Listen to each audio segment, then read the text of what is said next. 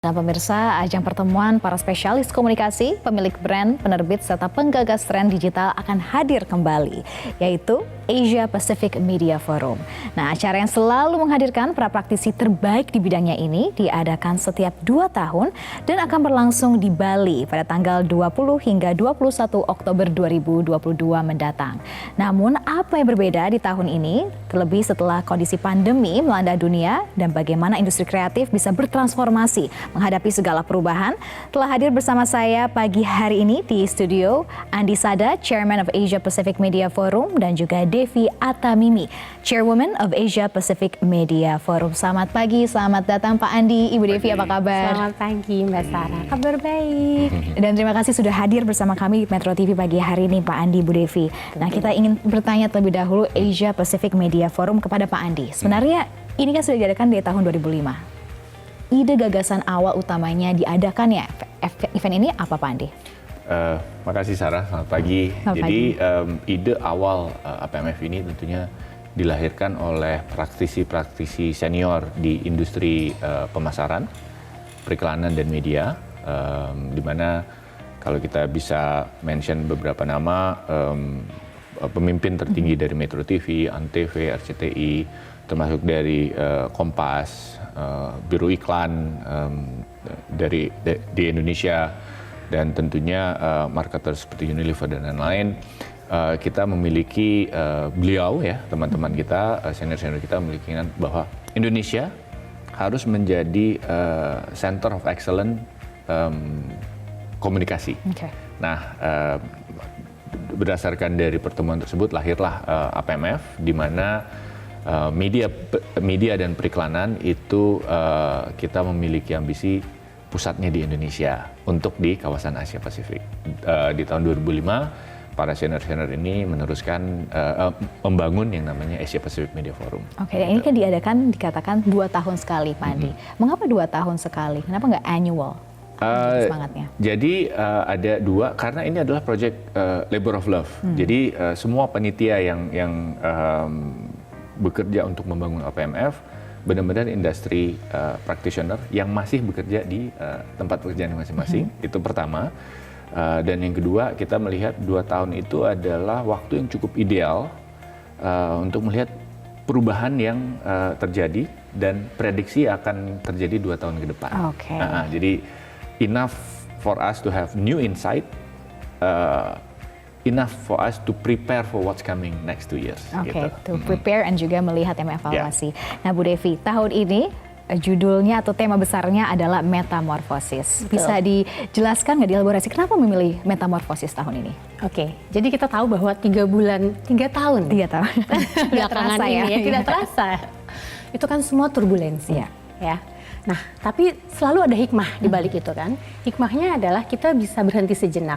Kita bisa menata ulang kembali kehidupan kita gitu. Jadi selama 3 tahun ini kita melihat paradigma baru. Kita banyak belajar hal baru, ada kesempatan sekarang jadinya belajar hal baru. Kita juga dikasih lihat apa yang akan terjadi di masa depan. Nah, ini semua membuat kita bisa lagi reshape our thinking. Tentunya selama proses ini tidak linear ya. Nggak semuanya mulus. Sering kepentok, banyak orang yang sering bingung. Tapi kita melihat banyak sekali insan-insan industri ini yang terus berkreasi, terus berproses. Sehingga hasilnya pun tentunya jadi bermanfaat. Nah, melihat keseluruhan proses ini adalah proses metamorfosis sebenarnya. Maka kami merasa bahwa APMF tahun 2022 ini mengangkat tema metamorfosis itu sangat-sangat tepat. Dan yang luar biasa, metamorfosis itu sebenarnya terdiri dari 3 kata. Meta, morph, dan osis, di mana masing-masing itu memiliki arti yang sangat dalam. Meta artinya beyond, morph itu artinya changes, dan osis artinya action. Jadi metamorfosis bagi APMF di tahun 2022 itu artinya adalah live beyond, take action, and make changes. Gitu. Jadi cocok sekali metamorfosis ya. Pas untuk tahun ini dan juga semua perubahan-perubahan yang kita rasakan. Nah, berbicara tentang perubahan atau mungkin bagian dari kata metamorfosis ya, morph itu sendiri, Bu Devi. Pasti kita sebagai insan media dan juga sebagai masyarakat ada perubahan, terutama bagaimana kita mengkonsumsi informasi, bersosialisasi. Nah, ini bagaimana melihat perubahan-perubahan yang terjadi, terutama tren. Mungkin bisa diberikan sedikit sneak peek-nya ya. Oke, jadi sebenarnya kalau misalnya kita melihat perubahan yang terjadi itu ada 3 hal penting Pertama itu adalah kita harus memahami perilaku masyarakat pun berubah. Sebagai media, sebagai industri marketer, sebagai industri periklanan, semua yang kita lakukan, kita lahir karena kita ingin connect dengan audience kita, ya. Brand ingin merasa relevan. Jadi to stay relevant dan juga supaya kita selalu bisa terus bertransformasi, kita harus tahu dulu apa yang terjadi di masyarakat. Dan itu dikupas tuntas di APMS. Kita banyak sekali sesi-sesi mengenai insight pola perilaku masyarakat. Gitu. Lalu yang kedua juga kita harus memahami banget apa yang terjadi di infrastruktur dan juga ekosistem digital. Digital ekosistem sekarang sangat-sangat canggih, semua bisa terukur. Infrastruktur bahkan TV pun jadi digital TV gitu ya, semua bisa kita lihat. Nah kalau misalnya kita mau bilang mengikuti tren, kita sebenarnya let's create trend. Dan if you understand the infrastructures, if you understand the ecosystem, kita bisa ada selalu di garda terdepan. Dan mungkin yang terakhir kalau kita ngomongin tren itu adalah jangan lupa untuk selalu berpikir kreatif. Karena yang namanya inovasi itu kan artinya adalah new method, new approach. And new comes from something creative gitu ya. Jadi selain kita bisa menjawab solusi yang kita butuhkan, dengan kita berpikir kreatif, kita menemukan peluang baru. Gitu kurang lebih. Oke, itu nanti bisa banyak lagi pembahasannya saat nanti event berlangsung. Nah Pak Andi, tadi kan berbicara tentang perubahan-perubahan. Pasti praktisi juga menghadapi disrupsi dan turbulensi. Bagaimana melihat 2 tahun belakang, bahkan 4 tahun belakangan, karena kan APMF baru diadakan kembali setelah pandemi. Ini bagaimana kalau teman-teman praktisi? Ya kalau kita ngeliat dari tahun 2008, full of optimism, kita bicara the influx opportunity of innovation, teknologi dan lain-lain. Saya rasa di past 2 years itu ada sedikit reset, ya. Dan apart from embracing semuanya yang baru, ya tentunya kita sudah bicara Web3, Metaverse dan lain-lain. But the past 2 years itu benar-benar ada sedikit hard reset bahwa nggak cuman teknologi ke depan, gitu ya. Tapi itu yang kita melihat engagement atau hubungan antar consumers, antar brand dan consumer itu boleh dibilang 2 tahun ini menyadari bahwa apa yang kita lakukan, online, semuanya online dan lain-lain itu akhirnya ujung enggak kok gitu ya. Dia ngumpul bareng dan lain-lain ya, berkomunitas, bersosialisasi, itu menjadi sesuatu yang penting. Jadi kita bicara bahwa apa sih learning dari 2 tahun kemarin yang akan kita bisa pelajarin. Nah itu nanti juga ada sesi yang berbicara tentang itu. Dan tentunya dengan adanya teknologi dan inovasi kita ngeliat bagaimana ke depannya. Jadi APMF tidak hanya tentang inovasi teknologi untuk media dan periklanan depan, enggak. Tapi seperti kata Bu Devi tadi, ujungnya adalah consumers dan brand, bagaimana mereka bisa semakin dekat dan membangun sesuatu ekosistem yang baik. Membangun suatu ekosistem yang baik dan juga berkolaborasi. Nah kita akan bahas lebih lanjut lagi Pak Andi dan juga Bu Devi, tetapi kita harus jeda terlebih dahulu di Selamat Pagi Indonesia, tetaplah bersama kami. Pemirsa, Anda kembali lagi bersama kami di Selamat Pagi Indonesia dan kami masih membahas APMF. Nah Pak Andi, Bu Devi, jika kita berbicara tentang transformasi industri, mungkin kalau kita lihat bagaimana pandemi COVID-19 yang kita rasakan di seluruh lini industri, ini banyak sekali seperti katakan ada disrupsi, ada perubahan yang terjadi. Nah sebenarnya untuk transformasi di industri terutama media, komunikasi dan juga advertiser sendiri, itu seperti apa? Poin-poin apa yang utama yang menjadi pelajaran 2 tahun belakang ini Pak Andi? Untuk yang kita harapkan ya nanti di APMF adalah kita bicara berkesinambungan, bahwa transformasi ini bukan berarti melupakan media komunikasi yang lama gitu ya, tapi langsung semuanya bereksperimen untuk media yang baru gitu. Apa yang kita lakukan adalah untuk mempertemukan mereka pelaku industri, baik marketer media, mulai dari yang cutting edge atau yang legacy media. Kerap kali yang terjadi adalah in the name of innovation, brand bereksperimen luar biasa sekali. We have to be at the forefront of technology innovations gitu. Tapi melupakan bahwa di sebuah teknologi itu ada yang namanya early adopters dan lain-lain. Tidak semua konsumennya bisa seperti itu. Iya, jadi berkesinambungan bahwa menemukan flywheels yang tepat antara menggunakan berbagai macam media, apakah mulai dari legacy media seperti televisi, kemudian kita bilang digital sendiri, kemudian kita mulai berubah dari Web 2 sekarang Web 3, ada metaverse dan lain-lain. Tapi tentunya tidak boleh melupakan media-media yang sekarang ada. Bahkan kalau kita bicara sekarang, betapa rindunya konsumen ini untuk bertemu in person, ya. Jadi kita bicara event, festival, itu menjadi sesuatu yang sangat penting karena at the end of the day, it's not about what technology can offer, but how a brand or marketers or agencies menggunakan teknologi itu menjadi tools yang lebih baik sehingga brand dan fansnya atau usersnya bisa engage lebih baik. Berarti kuncinya bagaimana menciptakan engagement yang baik ya, dengan seluruh elemen yang ada. Dengan seluruh elemen yang ada. Betul. Nah, Bu Devi, kalau misalkan tadi kita lihat bagaimana terjadi perubahan dan juga bagaimana menciptakan engagement yang kuat. Nah, sekarang banyak sekali masyarakat dan juga mungkin audience ini sudah beralih ke digital seperti katakan tadi, bahkan di rate yang luar biasa dikarenakan adanya pandemi pembatasan sosial. Nah, bagaimana sejauh ini untuk brand-brand dan juga industri sendiri keep up? Apa yang menjadi kunci mereka untuk dapat bisa keep up? Apakah hanya solely melihat kebutuhannya saja kah? Atau apa yang mereka harus persiapkan sebagai industri?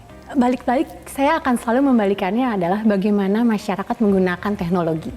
Ya, karena semua itu dilakukan seiring dengan adopsi dari teknologi di masyarakat gitu ya. Kadang-kadang ada banyak sekali inovasi yang mungkin pada saat di launch belum tepat. Kenapa? Bukan karena teknologi tidak bagus, tapi absorption dari masyarakatnya yang belum tepat waktunya gitu. Jadi balik lagi melihat bagaimana mereka menggunakan teknologi di kehidupan sehari-hari.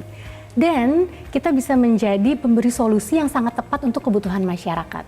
Dan yang kedua adalah tadi yang dibilang, semakin berkembangnya bentuk-bentuk digital metaverse di mana-mana gitu ya. Kembali lagi lihat fungsinya apa. It's nice to have an NFT gitu ya. It's nice to build a metaverse, tapi kalau misalnya tidak bisa dirasakan langsung manfaatnya bagi para penggunanya, then it's just something yang gimmick aja, begitu. Oke. Nah, untuk melihat kondisi masyarakat, audiens dan juga pasien sekarang dari kacamata Bu Devi dan juga Pak Andi, apakah sekarang industri harus melihat dan juga capture gimmick-gimmick tersebut, atau memang masyarakat sekarang semakin semakin aware atau terbuka matanya, atau jangan kita justru masih tergolong hanya latah saja? Sebenarnya nggak apa-apa untuk kayak test the water. Gimmick itu kan sebelum kita mastering sesuatu, kita icip-icip dulu gitu ya. Dimulai dari sesuatu yang kecil, dimulai dari gimmick, tapi kita seenggaknya mastering it. So nggak apa-apa, toh kita pengen tahu juga apa rasanya gitu. Oke. Pak Andi, kan ini untuk acaranya sendiri bukan hanya dari Indonesia saja, tapi mendatangkan peserta-peserta dari luar negeri. Pembahasan seperti apa sih? Karena kan pasti setiap audiens, setiap masyarakat di setiap daerah saja berbeda, apalagi negara-negara. Ini bagaimana bisa collaborate? I think that's a very important point yang saya kasih adalah ada satu garis the same thread within each and every consumer behavior. Saya bisa mention nanti ada satu sesi tentang understanding Gen Z. Jadi apa sih yang ditulis? Yang paling sulit dimengerti ya katanya. Is it true? Nah itu we're just presenting it. Ini boleh di-mention ya, salah satu bicaranya itu dari Hill ASEAN who did extensive studies di ASEAN, how would Gen Z itu sebenarnya apa. Jadi ini sangat penting karena kita mau debunk myth-nya itu yang kita lihat di media, di social media, dan Gen Z itu selalu almost always associated with something yang kita lihat di social media. Tapi kenyataannya, nanti kita tahu bagaimana sebuah brand bisa melihat the true insight of Gen Z. Gen Z is not always something that is being posted on social media atau going viral on TikTok. There's a lot of a lot of other Gen Z populations yang represent the truth of the matters about their generations, about their aspirations, and how their relationship with brand mereka ekspektasi hubungan mereka dengan brand seperti apa. Itu think that is something yang we are super excited to share. Gitu Dan ya. sudah ada riset yang komprehensif juga. Jadi bukan hanya katanya-katanya saja, tapi ada data-data fakta yang bisa nanti di-share langsung di APMF. Betul. Baik pemirsa, dan sekarang mungkin pertanyaan kunci adalah bagaimana jika ingin ikut serta, tetapi nanti kita akan jawab setelah jeda berikut ini. Pemirsa, tetaplah bersama kami di Selamat Pagi Indonesia. Dan pemirsa, langsung saja kita akan membahas kembali terkait APMF. Nah, ini untuk forumnya tersendiri, bagaimana format acaranya dan siapa saja pengisi acaranya, Bu Devi? Oke, jadi tentunya kita menghadirkan pembicara yang telah terbukti sukses berinovasi, bertransformasi, dan punya sesuatu untuk dibagikan. Dan beberapa hal penting yang bisa didapat peserta dari APMF. Pertama adalah tentunya skill. Karena pembicara yang kami hadirkan tidak hanya Asia Pasifik, tapi juga pembicara-pembicara famous dari global. Kedua itu adalah integrasi dari industri marketing, media, dan periklanan. Sehingga peserta bisa melihat helicopter point of view nih, gue mesti ngapain strategi ke depannya. Dan yang terakhir itu adalah exposure. Karena selain inspirasi dari pembicara, tentunya mereka juga ada real life engagement dan juga networking. Nah, siapa pembicaranya? Kami menghadirkan Syama Haider. Dia adalah CEO of Zen Media. Dia lagi sangat dinanti-nanti masuk ke dalam top 3 digital marketer of 2022. Ya. Dia selain best-selling author, dia juga mendapat julukan Zen Master of Marketing. Zen Master Marketing. Yes. Dan juga Millennial Master of the Universe. Luar biasa sekali. The Universe ya. The Universe. Dan dia dianugerahi juga predikat top 100 Young Entrepreneur dari The White House dan juga United Nations. So, Miss Syama Haider itu adalah seseorang yang sangat dinanti-nanti. Dan bisa banyak kita belajar ya dari informasi-informasi yang dia sampaikan, sharing. Lalu kami juga akan menghadirkan Rohit Bhargava. Dia adalah seorang trend curator. Tadi kan banyak sekali pertanyaan mengenai trend. Nah, we present to you trend curator. Dia adalah penulis dari buku Non-Obvious Megatrend. Why is it non-obvious? Karena kalau misalnya sesuatu yang obvious, then everybody already knows. Non-obvious, kalau misalnya kita bisa capture, then kita jadi trend setter, gitu kan. Lalu kita juga ada Sonal Narain. Dia adalah Global Strategy Lead Nike dari Wieden Kennedy Portland. Jadi Sonal nanti akan menceritakan bagaimana brand Nike yang setelah 50 tahun masih bisa tetap menjadi brand yang sangat ikonik. Tentunya dia akan membahas dari sudut pandang agensi periklanannya. Kita juga punya Alicia Sibulska. Dia adalah Chief Strategy Officer dari Havas, East Asia and North Asia. Dan di beliau sendiri itu sudah mendapatkan banyak sekali award in terms of effectiveness. Nah, dari sisi kreativitas, kita ada Jin Saito, co-foundernya dari Six Japan. Jadi dia punya banyak sekali karya yang tentunya menang kayak di Cannes Lion dan juga di South by Southwest. Itu kurang lebih 5 line up, betul. Dan yang masih banyak lagi bisa dilihat di website kami. Oke, nah sekarang mungkin pertanyaan utamanya, jika ada pemirsa yang ingin ikut serta, bagaimana caranya, Pak Andi? Jadi sebelum caranya gimana, mungkin sum up itu 2 hari tempatnya the whole industry stakeholders ngumpul, ya kan, setelah 4 tahun. We are back gitu ya. Ready to share semuanya. Ready to share, ready to meet ya. Dan kita ketemu juga dengan teman-teman yang lama banget kita nggak ketemu. Exchange knowledge, learning, and of course network. Di Oktober 2021. Dan untuk berpartisipasi itu bisa register di apmf.com. Registration itu masih ada, kita akan tutup kayaknya 2 minggu sebelum Oktober ya. Jadi it's a very short windows. We invite every practitioners di marketing, media, and advertising yang just want to see how do I equip myself buat 2023 onward ini. Ada sedikit insight-insight yang gue bisa dapetin ke depan. Gitu kan. Terutama melihat bagaimana masif ya perubahan-perubahan yang terjadi over the course of 4 tahun ke belakang ini. Baik, mungkin untuk pertanyaan terakhir Pak Andi juga Bu Devi, harapannya dari APMF yang akan dilaksanakan bulan Oktober nanti itu apa tahun ini? Silakan Pak Andi dulu. Kalau saya, karena kebetulan saya sudah membantu di APMF dari tahun 2008, adalah our biggest goal adalah ketika peserta dan delegates selesai hadir dari APMF, kemudian mereka itu few months atau few years later say, hey, I actually execute the strategies that I've learned from APMF. That is our biggest, that is our biggest hope and aspirations bahwa kita mau membantu teman-teman di industri untuk mendapatkan insight dan bisa mengaplikasikannya. That's my hope. Memberikan manfaat yang nyata ya. Ya. Baik, kalau Bu Devi apa? Saya membayangkan para peserta puluhan dari APMF merasa terlahir kembali, energized gitu ya, dan udah nggak sabar pengen mengaplikasikan apa yang mereka pelajari. Dan kami berharap bahwa mereka pulang dari APMF tidak hanya menjadi lebih baik, tapi they can become the best version of themselves gitu loh. Jadi APMF sebagai turning point untuk para pelaku industri semua, creating a greater future bersama-sama. Dan betul-betul sesuai dengan tema tahun itu adalah metamorfosis. Baik, terima kasih Pak Andi, Bu Devi sudah bergabung bersama kami. Selamat pagi Indonesia dan sukses untuk Asia Pacific Media Forum yang diadakan bulan Oktober nanti di Bali.